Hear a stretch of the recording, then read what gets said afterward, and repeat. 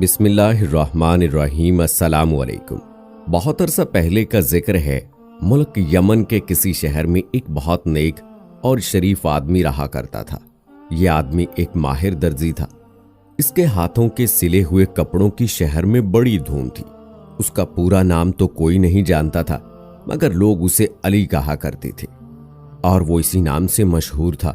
وہ زیادہ تر امیر خواتین کے لیے قیمتی ملبوسات سیا کرتا تھا، جو بہترین سلک سے بنائے جاتے تھے۔ ان ملبوسات کے لیے وہ کپڑا بھی خود ہی خریدا کرتا تھا۔ ایک روز علی کپڑا خریدنے کے لیے مارکیٹ گیا۔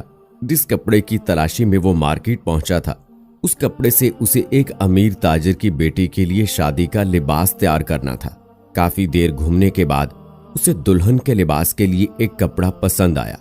اس نے وہ کپڑا خرید کر اپنی ہاتھ گاڑی میں رکھ لیا۔ یہ ہاتھ گاڑی ایک لکڑی سے بنی ٹرالی نما چیز ہوا کرتی تھی، جس میں لوگ اپنا سامان خرید کر رکھتے تھے۔ ہاتھ گاڑی میں کپڑا رکھنے کے بعد علی اپنی پسند کا کوئی دوسرا کپڑا تلاش کرنے لگا، مگر جب وہ دوسرا کپڑا خرید کر اپنی ہاتھ گاڑی کی جانب مڑا تو وہ اپنی جگہ سے غائب تھی۔ علی نے ہر طرف اپنی گاڑی ڈھونڈی، مگر اس کا کہیں نام و نشان نہیں تھا۔ وہ خوب چیخا چلایا، راہ چلتے لوگوں سے پوچھا، مگر کوئی اس کی گاڑی کے بارے میں کچھ نہ بتا سکا۔ چوری کی خبر پورے شہر میں پھیل گئی۔ کچھ ہی دیر بعد ہر ایک شخص اس چوری کے بارے میں باتیں کر رہا تھا کہ آخر یہ کام کس کا ہو سکتا ہے۔ علی کو اداس اور پریشان دیکھ کر اس کے چند دوست شہر کے مشہور قاضی عمر کریم کے پاس پہنچے۔ عمر کریم کے انصاف کا چرچا دور تک تھا۔ وہ حیرت انگیز طور پر مشکل سے مشکل مقدمے کا حل ڈھونڈ نکالتا، لہٰذا اس کی ذہانت کے سب قائل تھے۔ عمر کریم نے علی کو عدالت میں بلایا، اس کی چوری کی تفصیل سنی۔ ساری باتیں انتہائی غور سے سننے کے بعد قاضی عمر کریم نے ان تمام لوگوں کو عدالت میں پیش ہونے کا حکم دیا جو چوری کے وقت علی کے ساتھ مارکیٹ میں موجود تھے۔ ان میں مارکیٹ کے دکانداروں کے ساتھ ساتھ عام خریدار بھی شامل تھے۔ جب تمام لوگ عدالت میں پہنچے تو قاضی عمر کریم نے عدالت کی کارروائی شروع کی۔ کارروائی شروع کرنے سے پہلے اس نے اچھی طرح اس بات کی تسلی کر لی تھی کہ تمام افراد وہاں موجود تھے یا نہیں۔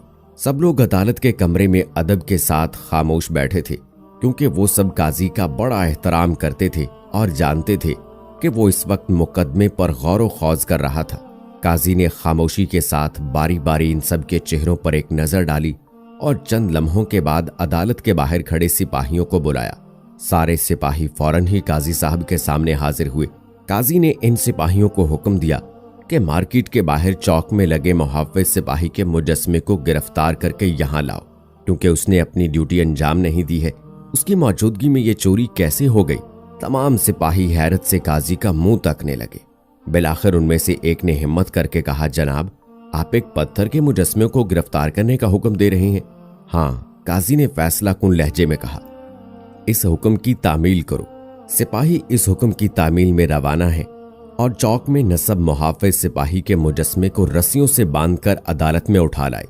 مجسمے کو رسیوں سے جکڑا دیکھ کر ہنسنے لگے اور ایک دوسرے سے سرگوشیاں کرنے لگے کہ شاید قاضی پاگل ہو گیا ہے۔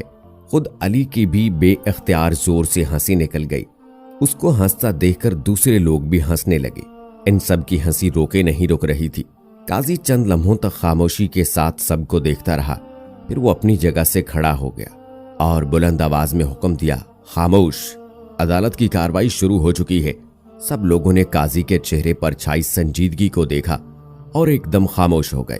تم سب نے عدالت کی توہین کی ہے، قاضی نے غصے سے کہا، لہٰذا تم سب کو اس جرم کی پاداش میں جرمانہ ادا کرنا پڑے گا۔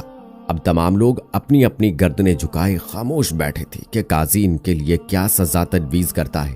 کچھ دیر سوچنے کے بعد قاضی نے کہا، جرمانہ یہ ہے کہ تم میں سے ہر ایک کو اس وقت عدالت میں کپڑے کا ایک ایک ٹکڑا جمع کرانا ہوگا۔ عدالت میں موجود تمام لوگوں نے سکون کی سانس لی۔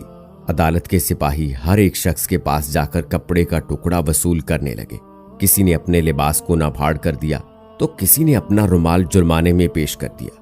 علی غور سے ان تمام کارروائی کا جائزہ لے رہا تھا، لیکن اس کی سمجھ میں نہیں آ رہا تھا کہ یہ سب کیا ہو رہا تھا۔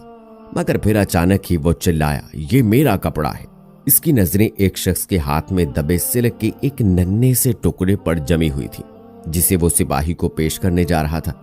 یہ اسی کپڑے کا ٹکڑا जो मेरे पास से चोरी हुआ था। अली ने कहा, दुकानदार ने मुझे बताया था कि इस डिजाइन का कपड़ा कहीं और नहीं मिलेगा, क्योंकि इसका एक दोस्त चीन से ये एक ही सूट कपड़ा लाया था। इसका मतलब है कि हमने चोर को तलाश कर लिया है। अब तुम्हें इस चोरी की सजा दी जाएगी। काजी चोर से मुखातिब हुआ और उस मुहाफिज सिपाही के मुजस्मे को इसकी जगह वापस पहुंचा दिया गया, ताकि वो तुम जैसे मुजरमों को पकड़ने में हमारी मदद करे। काजी के इन अल्फाज के साथ ही सिपाही इस मुजस्मे को उठाकर ले गए और उसे इसकी सही जगह पर रख दिया। कहते हैं कि आज भी इस मुजस्मे के गिर्द कुछ बोसीदा सी रस्सियां बंधी हुई देखी जा सकती हैं।